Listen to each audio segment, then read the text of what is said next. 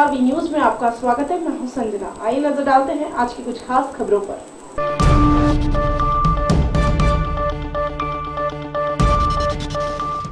देर शाम कुरुक्षेत्र के गांव किरमच हथीरा के निकट से गुजर रही नरवाला ब्रांच नहर में तेज रफ्तार के चलते मारुति कार गिरने से कृषि विभाग के एसडीओ सुरेंद्र सिंह की दर्दनाक मौत हो गई। देर शाम धर्मनगरी कुरुक्षेत्र के किरमच हथीरा गांव के निकट उस समय अफरा तफरी फैल गई जब तेज रफ्तार मारुति पर अनियंत्रित होकर बखाड़ा की नरवना ब्रांच नहर में डूब गई। सूचना जंगल की आग की तरह फैल गई और पुलिस व फायर ब्रिगेड का राहत दस्ता पहुंचने से पहले राहगीरों और गांव के लोगों ने बचाव शुरू किया। कार में 2 लोग सवार थे। किसी तरह एक व्यक्ति रामपाल को पतला चादरनुमा कपड़ा फेंककर काफी मशक्कत के बाद बाहर निकाला गया, जिसकी जुबानी खुद सुने। हाँ जी सर, मुझे यो आधा पौना घंटा पहले HSO के यूके से इंफॉर्मेशन मिली थी कि किरमच हेड पे कोई गाड़ी गिर गई है नहर में। तो मैं फ्रंट यहाँ मौके पे पहुँच के इनके मुलाजिमों के अंडर में जो टुब्बियाँ लगाई गई हैं, पहली टुब्बी में जो बॉडी रिकवर हो गई है वो कुरुक्षेत्र चली गई, बाकी गाड़ी रह गई है। अभी थोड़ी देर गाड़ी भी निकाल ली जाएगी। क्या नाम आपका? मेरा नाम प्रगट संगोता फरदा पकड़ी। फोटो आ जाएगी। क्या करेंगे?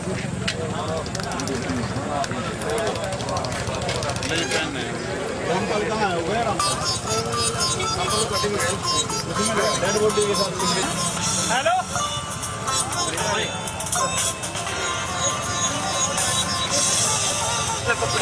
हाँ जी भाई थोड़ी देर में करूँ मैं वहाँ पड़ा हूँ।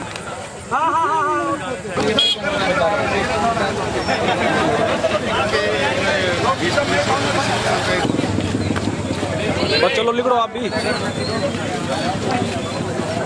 गाड़ी ले अपनी गाड़ी ले आके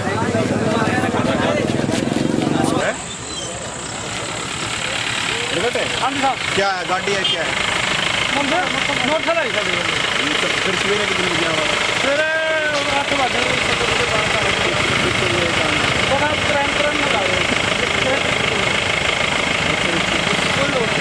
8 कार चला रहे एसडीओ एग्रीकल्चर सुरेंद्र सिंह गाड़ी से नियंत्रित खो बैठे और ब्रेक नहीं लगा पाए और गाड़ी नहर में गिर गई। मुझे किसी ने पल्ली फेंकी जिसे मैं पकड़कर बाहर आ गया, लेकिन सुरेंद्र सिंह नहीं निकल पाए। आदर्श थाना प्रभारी ओम प्रकाश ने बताया कि ओवर स्पीड के चलते मारुति कार बखाड़ा नहर में गिर गई, जिससे कार चला रहे एसडीओ एग्रीकल्चर सुरेंद्र सिंह को भरसक प्रयास के बावजूद नहीं बचाया जा सका। वहीं गोताखोर प्रगट सिंह ने भी बचाव के बारे में जानकारी दी। क्या घटना घटी है यहाँ पर? करीब 2-1.5 घंटा पहले एक सूचना आई थी कि भी किरमच साइड पर नहर में कोई गाड़ी गिरी है, जिसमें गांव वाले एक अपने एग्रीकल्चर एसडीओ जो सेक्टर 5 में रहते हैं, कोड ड्यूटी है उनकी, वहाँ से आते हुए उनके साथ एक इलेक्ट्रीशियन रामपाल था। रामपाल और वो दोनों ओवर स्पीड गाड़ी होने की वजह से इस नहर में गिरी है और लोगों ने मौका से रामपाल को तो बचा लिया। जो एसडीओ थे सुरेंद्र कुमार जी, वो नहर में गाड़ी के साथ अंदर बैठ गए। जो इनकी डेड बॉडी को हमने निकाल लिया और अब नहर से उसको गाड़ी को निकालने के प्रयत्न करते जा रहे हैं। मारुति 800। क्या मौजूदा एसडीओ थे? हाँ यस मौजूदा एसडीओ थे एग्रीकल्चर भाई। अरे जब उल्टे ला के ना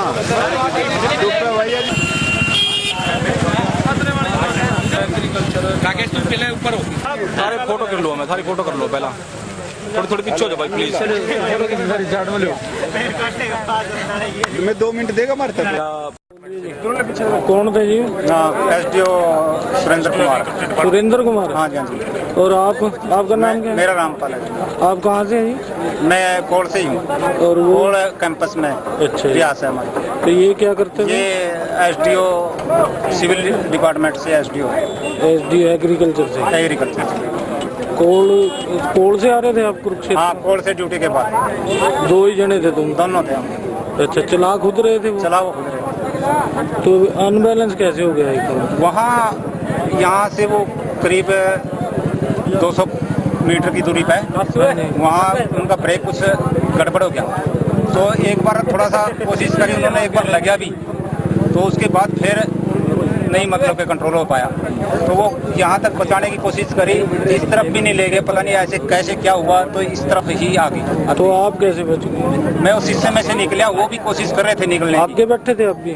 हाँ जी, आप भी? मैं आगे इस साइड लेफ्ट में बैठे थे, वो राइट में बैठे थे। अच्छा, पानी में गिरने के बाद निकले हो आप? हाँ, पानी में निकलने के बाद में शीशे में से शीशा खुला था, वो भी खुला था, मैं इधर बड़ा खुला था, तो वो निकल नहीं पाए। ऊपर हाथ बाहर निकाल लिया, कोई पकड़ ले, तो एक ने कोशिश भी करी बात पकड़ने की। अच्छा। तो वो गड्डी में पानी भरा तो टेढ़ा हो गया। अच्छा। टेढ़ा हो गया, वो उसके नीचे से निकल गया, मैं बाहर निकल गया, वो सरिया पकड़ लिया मैंने, बाहर इधर सरिया आएगा। अच्छा, आपको तो, सरिया कसा? हाँ, मैंने सरिया आ गया मेरे हाथ में, तो फिर पल्ली डाल के इन्होंने, भाइयों ने बहुत मेहनत करी, मैं धन्यवाद दूंगा, तो इन्होंने मेरे को निकाली, गाँव वासियों ने? गाँव वासियों अच्छा, मदद करी गाँव। क्या नाम है आपका? रामपाल है। रामपाल, ठीक है रामपाल। कुरुक्षेत्र से विनोद खुंगर की रिपोर्ट। क्षेत्र में पड़ी भीषण गर्मी से पहले जहां गाजर और मूली की बिजाई प्रभावित हुई, तो वहीं अब बारिश ने किसानों का गणित बिगाड़ कर रख दिया है। किसान बेहद परेशान हैं कि वो करें भी तो आखिर क्या करें। प्रदेश के किसानों की कपास की फसल को सफेद मक्खी ने चौपट कर दिया, तो दूसरी ओर सब्जियों की फसल को भी बारिश ने खराब कर दिया है। किसानों की माने तो फसल की बिजाई के साथ ही गाजर व मूली जैसी सब्जियों की फसल खराब हो गई है। किसानों का कहना है कि गाजर व मूली की करीब 500 एकड़ की बिजाई की गई है। रुक रुक कर हुई कम बारिश की वजह से फसल बिजाई के साथ ही उसमें पपड़ी जम गई, जिस कारण फसल बिजाई के साथ ही खराब हो गई है। उनका कहना है कि प्रति एकड़ 10,000 रुपए तथा यह पैसा पानी में ही बह गया है, क्योंकि फसल खराब हो गई है। वहीं बागवानी विभाग के अधिकारी अजीत सिंह का कहना है कि सब्जियों की बिजाई पूरी सावधानी से करनी चाहिए। उन्होंने बताया कि अगस्त व सितंबर के महीने में गाजर की बिजाई की जाती है।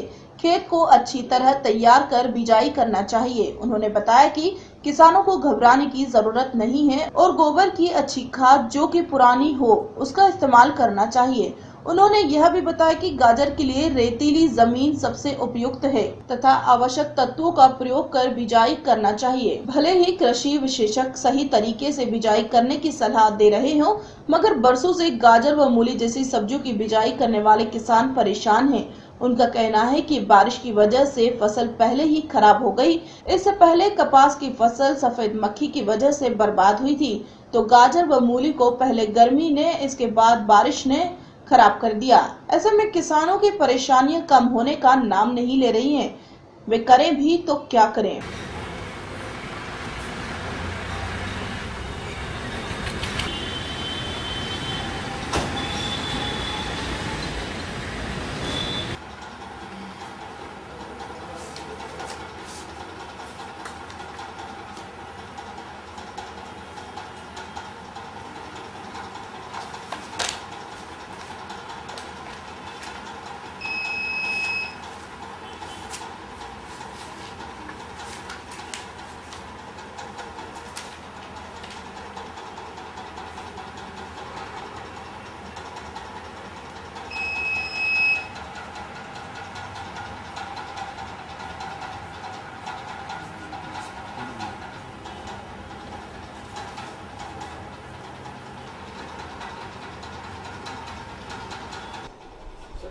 भिवानी में कुछ एरिया में गाजर और मूली की फसल उगाई जाती है, तो किसानों को क्या हिदायत देनी चाहिए ताकि उनकी फसल अच्छी हो सके? तो भिवानी ज़िले के अंदर गाजर की बिजाई खासकर चांग, बामड़ा और रेवाड़ी खेड़ा आदि गांव में अच्छी इसकी बिजाई की जाती है और अच्छी पैदावार लेके अच्छे मुनाफा किसानों हर साल कमाते हैं। इस वर्ष भी जो किसान सावधानी बरतनी चाहिए। हमारे यहाँ पर गाजर की जैसे दो तरह की किस्में हैं, एक तो देसी किस्में, एक यूरोपियन कह दे वो हाइब्रिड किस्में हैं। देसी किस्मों के अंदर पूसा केसर, हिसार गैरिक और 90 जो हमारी हरियाणा कृषि विश्वविद्यालय हिसार की सिफारिश है, उन फसलों की बिजाई अगस्त सितंबर के महीने में करनी चाहिए, क्योंकि ये फसल हैं जो पकने में मतलब ज़्यादा लंबा समय लेती हैं, 5-6 महीने लग जाते हैं। दूसरी हमारी यूरोपियन किस्म है जो वो सिर्फ 60-70 दिन में पक कर तैयार हो जाती हैं।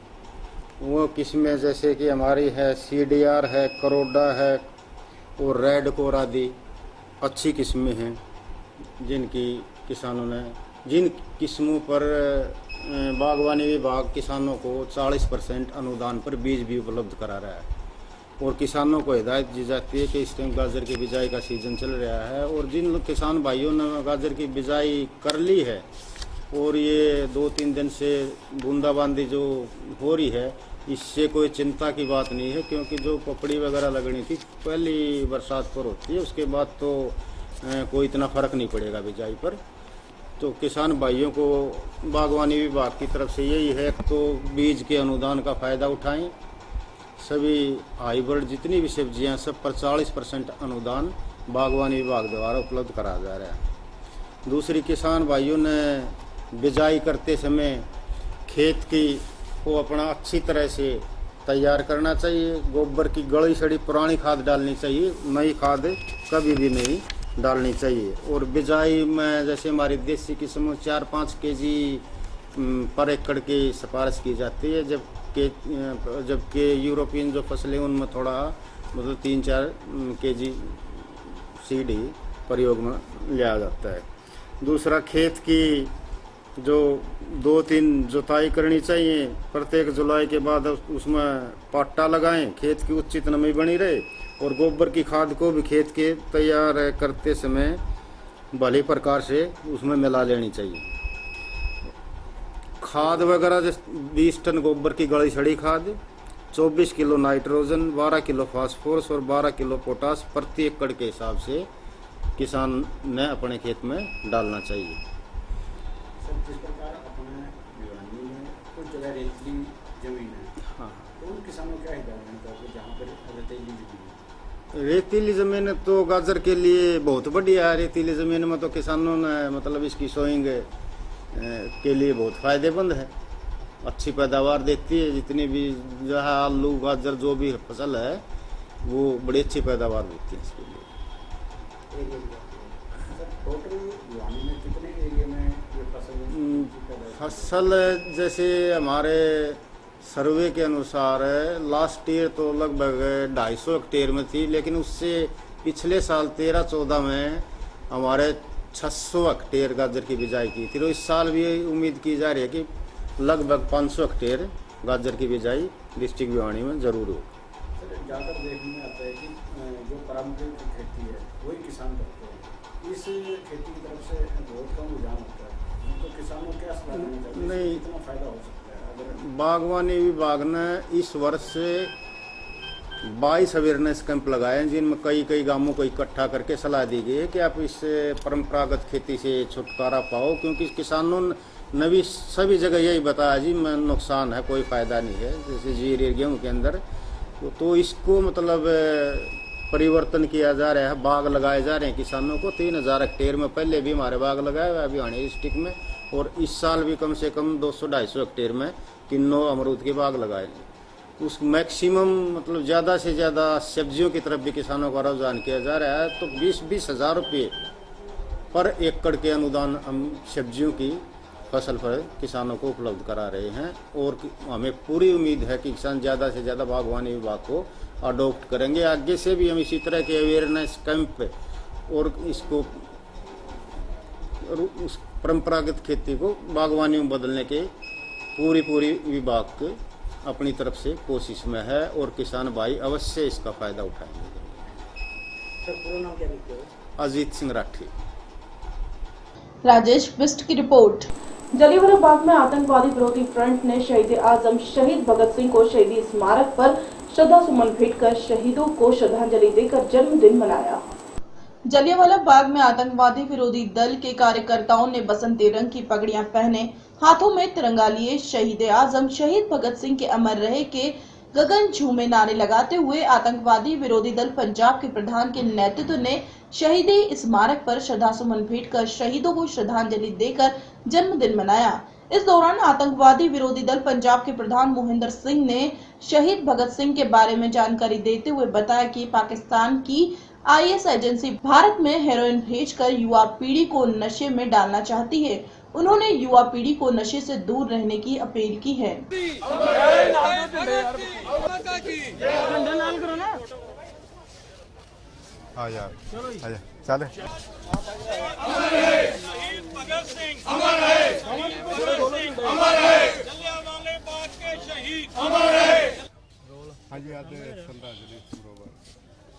ਅੱਜ ਉਸ ਮਹਾਨ ਹਸਤੀ ਨੂੰ ਸ਼ਰਧਾਂਜਲੀ ਦਿੱਤੀ ਹੈ ਜਿਨ੍ਹਾਂ ਨੇ ਦੇਸ਼ ਦੀ ਖਾਤਰ ਅੰਗਰੇਜ਼ਾਂ ਨਾਲ ਲੋਹਾ ਲਿਆ। ਸ਼ਹੀਦ ਭਗਤ ਸਿੰਘ ਦਾ ਅੱਜ ਜਨਮ ਦਿਨ ਹੈ। ਅਸੀਂ ਉਹਨਾਂ ਨੂੰ ਸ਼ਰਧਾ ਦੇ ਫੁੱਲ ਭੇਟ ਕਰਦੇ ਹਾਂ। ਸ਼ਹੀਦ ਭਗਤ ਸਿੰਘ ਨੇ ਬਚਪਨ ਤੋਂ ਹੀ अपने माता पिता को, चाचे ताया को, उन्होंने ये आज़ादी का जिहड़ा तजर्बा सी भगत सिंह ने बचपन तो ही शुरू कर दिता सी कि अंग्रेज़ां नूं असीं अपने देश दे विचों जिन्नी देर तक इत्थों उखाड़ ना दईए, असीं आखिरी दम तक इन्हां नाल लड़ाई आज़ादी दी रखांगे। भगत सिंह नूं फांसी दी गई लाहौर की जेल दे विच। उन्हां दे नाल सी राजगुरु सुखदेव, जिन्हां नूं अंग्रेज़ां ने अद्धी रात नूं फांसी दे के उन्हां नूं 12 बजे लाहौर जेल दे विचों गंद पाड़ के उन्हां नूं कढ़िया गया। उन्हां ने बड़ी ही घिनौनी हरकत की। शहीद भगत सिंह राजगुरु सुखदेव नूं फिरोजपुर विखे उन्हां दा रात वेले संस्कार किया गया। शहीद भगत सिंह राजगुरु सुखदेव आखिरी दम तक अंग्रेज़ां नाल लड़ते रहे। उन्हां दी कुर्बानी अज सारे हिंदुस्तान वासी कदी भी भुल नहीं सकते। अज नौजवान पीढ़ी नूं ये कहना चाहुंदे आ कि नशियां नूं त्याग के अपने देश की खातर शहीद भगत सिंह वर्गू अपनी देश की खातर हमेशा देश की एकता ते अखंडता वास्ते लड़ते रहन। Bureau report, search story. Bundelkhand में जमीन को लेकर खूनी रिश्ते तार-तार होना कोई नई बात नहीं है। महोबा जनपद में खेत की फसल काटने के विवाद में 2 भाइयों के बीच खूनी संघर्ष हो गया, जिसमें छोटे भाई ने बड़े भाई के परिवार पर धारदार हथियार से हमला कर दिया, जिसमें 2 महिलाओं सहित 4 लोगों को घायल कर दिया। जड़ जोरू और जमीन के लिए बुंदेलखंड में खूनी संघर्ष शुरू से ही चला आ रहा है। यहाँ जमीन के लिए भाई भाई का ही दुश्मन बन जाता है। ऐसा ही एक ताज़ा मामला महोबा जनपद का है, जहां थाना खन्ना के ग्रामपुरा में 4 भाइयों के बीच पिता से मिली 60 बीघा खेती की जमीन पर 2 भाइयों द्वारा धोखे से लिखा पढ़ी कर कब्जा करने से ही पूरे घटनाक्रम का जन्म हुआ है। राम सहाय यादव के 4 पुत्रों में से साहब सिंह ने लिखा पढ़ी कर अपने भाइयों के हिस्से की जमीन अपने नाम लिखवा ली और उस पर कब्जा कर लिया, जिसके बाद भाइयों के बीच जमीन के कब्जे को लेकर कई बार विवाद हुआ। पुलिस द्वारा भी भाइयों के बीच सुलह कराने का प्रयास किया गया, जो कामयाब न हो सका। इस बार भी तिल की फसल काटने को लेकर भाइयों के बीच विवाद शुरू हो गया, जिस पर खन्ना पुलिस ने यथास्थिति खेती रहने की बात कही, लेकिन साहब सिंह की पत्नी और बच्चे पुलिस की मनाही के बावजूद भी फसल काटने खेत पर पहुंच गए। यही नहीं, समझौते के बहाने अपने बड़े भाई रूप सिंह और उसके परिवार के लोगों को भी खेत पर बुला लिया, जहां दोनों भाइयों के बीच कहासुनी होने लगी और देखते ही देखते साहब सिंह, उसकी पत्नी कमलेश और दोनों लड़के मुकेश और आकाश ने धारदार हथियार से रूप सिंह और उसकी पत्नी केश काली, पुत्र राजू और बहू उमा पर प्रहार करना शुरू कर दिया। उमा का आरोप है कि सभी ने उन्हें दौड़ा दौड़ा कर बड़ी बेरहमी से पीटा। यही नहीं, फसल काटने गए 5 अज्ञात मजदूरों ने भी उनकी लाठी डंडों से पिटाई की और मरा समझकर मौके से भाग गए। ग्रामीणों द्वारा घायलों को इलाज के लिए अस्पताल में भर्ती कराया गया, जहां केश काली और उमा की हालत गंभीर देख जिला अस्पताल के लिए रेफर कर दिया गया, जहां उनका इलाज किया जा रहा है। घायल उमा ने बताया कि खेती की जमीन पर बेईमानी कर उन्हें खेत से बेदखल कर दिया गया है। घायलों का इलाज कर रहे जिला अस्पताल के डॉक्टर योगेंद्र सिंह की माने तो महिलाओं की स्थिति गंभीर है, उनके सर पर गहरे घाव हैं। उन्हें इलाज के लिए झांसी रेफर किया जा रहा है, जबकि खन्ना पुलिस इस मामले में कुछ भी बोलने से मना कर रही है। हमारी भूमधरी सब उन्होंने अपने नाम करा दी चाचा ने, तो वे काटने आए थे और हमको कह रहे थे कि फैसला करना है, यहाँ पे आ जाओ, तुम्हारी खेती हम लौटा रहे हैं। इसके बहाने से उन्होंने हमें बुला लिया वहाँ पे खेत पर। हम चले गए, वहाँ पे बैठ गए। बैठे के अलावा वो जो औरत थी उसकी पत्नी साहब की नाम दो संतोष, तो वो कहने लगी कि बैठो, हम आपको बता रहे हैं कि हमारी खेती कटन दो, हम तुम्हें खेती के में दे के हम कहा थे तुम हमें प्लाट दे दो, हमसे खेती ले लो। हमने कही ठीक है। और फिर उनने अपने लड़कों ने वहाँ से लाठी उठाई, हमें बैठे में मारने लगे। तो इसके बाद हमने दौड़ लगाई तो खेत में भी हमें पा गए। तो खेत में मार के वहीं पर गिरा दिया। और फसल रहे थे और कुल्हाड़ी और बल्लम जो होती वो भी रहे थे, उन्हीं से मारा है हमें। और मार मूर के सोच रहे थे कि बिल्कुल मर गए तो चले गए। खेती की विभाग मध्य हमारी खेती लिखा ली उन औरन ने हमको बुलाया कि फैसला करने हैं और बस मार चले बाबूजी। कौन कौन था मारने वाली? वासुदेव, मुकेश, साहब सिंह, कमलेश उसकी पत्नी साहब सिंह की, उसके विकाल, आकाश, 5 मंजूर हते। कितने लोगों को मारा है? 4 लोगन का, 2 लड़का, हम सास बहू हैं। किस चीज से मारा है? तिली का ठाड़ी है उस फसल में। किस चीज से मारा है? लाठी, फरसा, कुल्हाड़ी।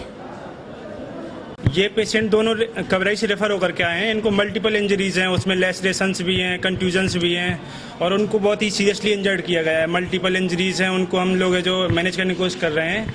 उनका जो जीसी का भी पुअर है, उनको हम लोग जो ट्रीट कर रहे हैं। अगर ज़रूरत पड़ती है तो उन्हें आगे रेफर भी किया जा सकता है। और जो वो हिस्ट्री दे रहे हैं उनको उनके साथ मतलब मारपीट की गई है। उन्होंने किसी ने हथियार से मतलब मारा पीटा है। क्या कोई धारदार हथियार की? अभी तो हम इंजरीज देख करके इतना क्लियर नहीं कह सकते, क्योंकि जो लेसरेशंस हैं वो मतलब है जो बहुत ही इंसाइज्ड वुंड नहीं है, लेसरेटेड वुंड हैं। तो मे बी वो ब्लंट इंजरीज हों या उससे इंसाइज्ड वाले भी हो सकते हैं। महोबा से इसराइल कुरैशी की रिपोर्ट। रोहतक के गुरुद्वारा टिकाणा साहिब में आज एक बार फिर विवाद गहरा गया है। दिल्ली के महंत अमृतपाल ने गद्दी संभालने से इनकार कर दिया।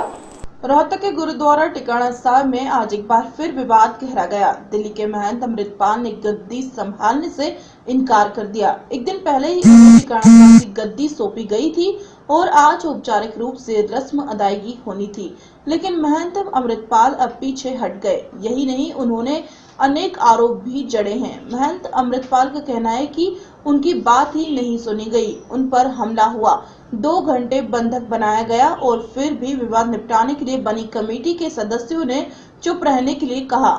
साथ संगत को सच्चाई नहीं बताई गई। ऐसे में गद्दी संभालने का कोई औचित्य ही नहीं है। इसी विवाद के बीच आज औपचारिक रूप से महंत दिलबाग सिंह ने टिकाणा साहब की गद्दी सौंपी गई। दरअसल महंत परमजीत सिंह का 10 दिन पहले निधन हो गया था, जिसके बाद महंत परमजीत सिंह की शिष्या दलजीत कौर ने शनिवार सुबह टिकाणा साहब में हंगामा कर दिया था और उन पर महंत अमृतपाल पर हमले का भी आरोप है। इसी विवाद को कल ही निपटा दिया गया था। सिखों की धार्मिक आस्था के केंद्र रोहतक में टिकाणा साहिब में सब कुछ ठीक नहीं चल रहा है। टिकाणा साहिब की गद्दी पर करीब 2 दशक तक महंत परमजीत सिंह आसीन रहे। 18 सितंबर को महंत परमजीत सिंह का निधन हो गया। टिकाणा साहिब गुरुद्वारा से ही जुड़ा हुआ पंजाबी बाग दिल्ली और हरिद्वार का भी गुरुद्वारा है। यही विवाद की जड़ भी है। महंत परमजीत सिंह के निधन के बाद टिकाणा साहिब की गद्दी पर अगले वारिस की चर्चाएं भी चल पड़ी।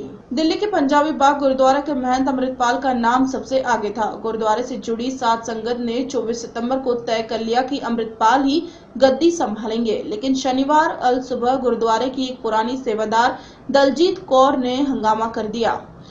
उन्होंने अमृतपाल को गद्दी सौंपे जाने का विरोध किया। आरोप है कि दलजीत कौर व ज्ञानी सुरेंद्र सिंह ने हथौड़ा लेकर सुबह महंत अमृतपाल के कमरे का दरवाजा खटखटाया। इसी दौरान जमकर हंगामा हुआ। सुबह गुरुद्वारे से जुड़ी साध संगत को सूचित किया गया। रोहतक पुलिस भी मौके पर पहुंची और ज्ञानी सुरेंद्र को हिरासत में ले लिया। इसके बाद विवाद के निपटारे के लिए 11 सदस्यीय कमेटी का गठन कर दिया गया। 2 घंटे की बैठक के बाद इस कमेटी में विवाद के निपटारे की घोषणा कर दी गई, लेकिन समझौता क्या हुआ इसका खुलासा नहीं किया गया। हालांकि सूत्रों ने यह जानकारी दी है कि सेवादार दलजीत कौर को गुरुद्वारा छोड़कर जाने के लिए कह दिया गया है। इसके अलावा अन्य किसी प्रकार की जानकारी साध संगत तक को नहीं दी गई है। साथ ही तय हुआ है रविवार को ही महंत परमजीत सिंह की रस्म क्रिया भी की गई थी और इसी दौरान अमृतपाल को औपचारिक रूप से गद्दी सौंपनी थी। गुरुद्वारा टिकाणा साहब का विवाद थमा हुआ मान लिया गया था, लेकिन कल रात अचानक ही महंत अमृतपाल रोहतक छोड़कर चले गए और उन्होंने गद्दी संभालने से इनकार कर दिया। रोहतक से सिख संप्रदाय के मौजूद व्यक्ति उन्हें मनाने के लिए दिल्ली भी पहुंचे, लेकिन वे नहीं माने। उनका सिर्फ यही कहना था कि शनिवार सुबह दलजीत कौर ने ज्ञानी सुरेंद्र सिंह के साथ उन पर हमला किया और जान से मारने की कोशिश की, लेकिन साथ संगत को सच्चाई नहीं बताई गई और न ही यह बात बताई गई कि दलजीत कौर ने कितनी नकदी गायब कर दी है। उन्हें भी चुप रहने के लिए कहा गया, यहाँ तक कि मीडिया के सामने भी आने के लिए मना कर दिया गया है। इसी बात से वे खफा है और गद्दी नहीं संभालना चाहते हैं। गुरुद्वारा टिकाणा साहिब में अगले गद्दी नशीन की तलाश शुरू हुई। गुरुद्वारे की ओर से कमेटी की एक बार फिर बैठक हुई और आखिर में महंत दिलबाग सिंह को गद्दी सौंपने का निर्णय लिया गया।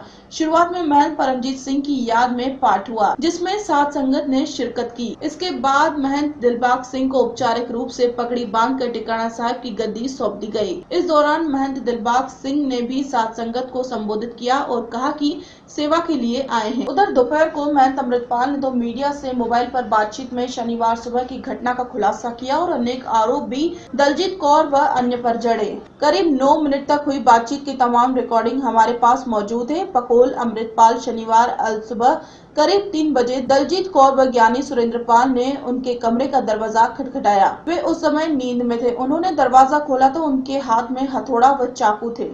दोनों ने उन्हें मारने की कोशिश की। उनका मोबाइल फोन भी जब्त कर लिया, जिसके बाद करीब 2 घंटे तक उन्हें कमरे में ही बंधक बना लिया गया। चारों ओर के गेट बंद कर दिए गए। जब उन्हें मोबाइल मिला तो गुरुद्वारे से जुड़ी साध संगत को सूचित किया गया। 11 सदस्य कमेटी का गठन किया गया, जिसके विवाद का निपटारा करने की घोषणा कर दी गई, लेकिन क्या बातचीत हुई इसका खुलासा नहीं किया गया। जनता के सामने सारी बात आनी चाहिए थी और मीडिया को भी बताना चाहिए था।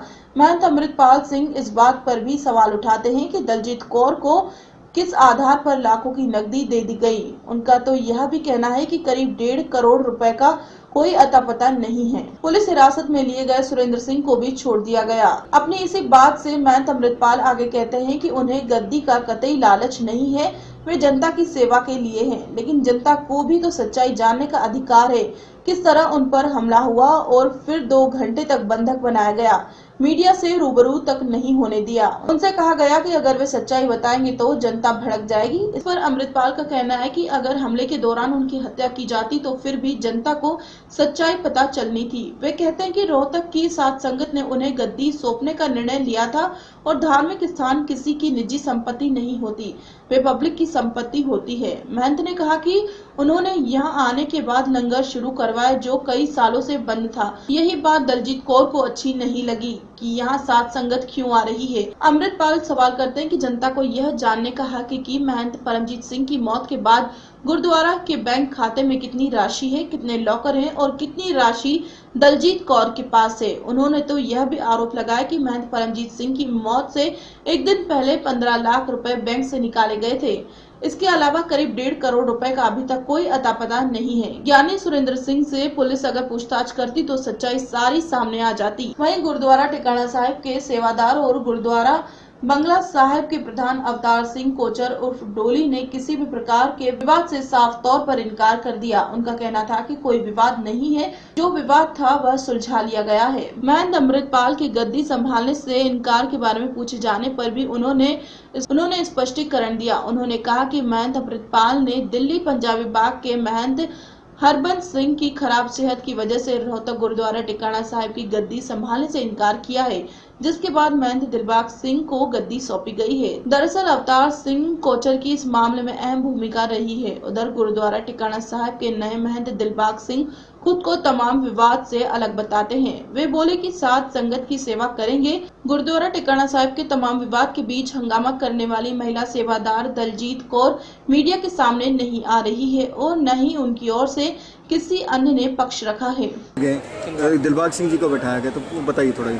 उसमें कोई ऐसी बात नहीं। डेरे का जो मुखिया उनको चुनते हैं, उनको मुखिया चुना गया था उन्होंने हाथ जोड़कर बेनती की कि दिल्ली जो महाराज हरवंश सिंह जी हैं वो बीमार, उनकी तबीयत ठीक नहीं रहती, मैं उनकी सेवा में हूँ, मैं टाइम नहीं दे पाऊँगा। उन्होंने आगे संत दिलबाग सिंह जी के अनंतपुर साहब से उनको नामित किया और संगत की प्रवानगी उनको पगड़ी बांधने की वहाँ से डेरे के संत। तो कोई किस तरह का कोई विवाद तो नहीं है?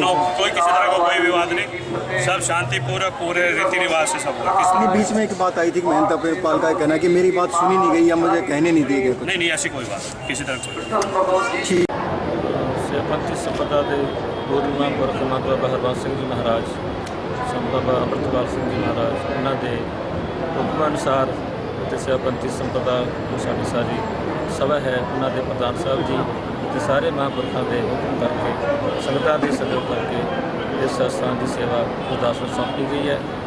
बुला साहब जी कृपा करनगे जो सेवा मिली है दस ये बहुत ही इन्हों चंगे तरीके नाल सेवा करवाउण दी करांगा। संगतां सहयोग देण, महापुरख कृपा करन कि जो स्थान की सेवा है सतगुरु आप दास को कृपा करके लेण। क्या सारा विवाद सुलझा लिया गया है? विवाद कोई है नहीं सी, थोड़ा जिहा विचारां दी कुछ फर्क पै गया सी, तो महापुरखों की कृपा संगतां के सहयोग नाल विवाद खत्म हो गया। तो कृपा करें ये जो स्थान की सेवा है तो स्थान चढ़ती कला विचार यही मन की विचार है। मुला साहब की कृपा करने की कोशिश करें। एक अमृतपाल सिंह ने आरोप लगाए हैं कि ज़बरदस्ती उनकी बात नहीं सुनी जा रही, क्या फिर से कोई विवाद होने की संभावना? नहीं, ऐसा ही कोई गल नहीं है, कोई विवाद नहीं है। महापुरख साधु संत सीधा सुभाव होंगे, महापुरखों के मन अपने होंगे ने, तो महापुरख ने ब्रह्म ज्ञानी ने कुछ इदा की गल नहीं सी। चलो असीं फिर भी बेनती करांगे महापुरखों को, ये उन्हों का स्थान है, तो हमेशा इस स्थान पहुँचाते रहेंगे और दास के सिर से मेहर भरे हाथ रखेंगे। मेरे ख्याल में कोई विवाद नहीं गया। संगतां के सहयोग नाल जो गलबात होएगी तो वो सिरे चढ़ जाएगी, पूरी हो जाएगी, कुछ ऐसी गल नहीं। रोहतक से दिनेश कौशिक की रिपोर्ट। खबरों में फिलहाल इतना ही, मुझे दीजिए इजाजत, नमस्कार।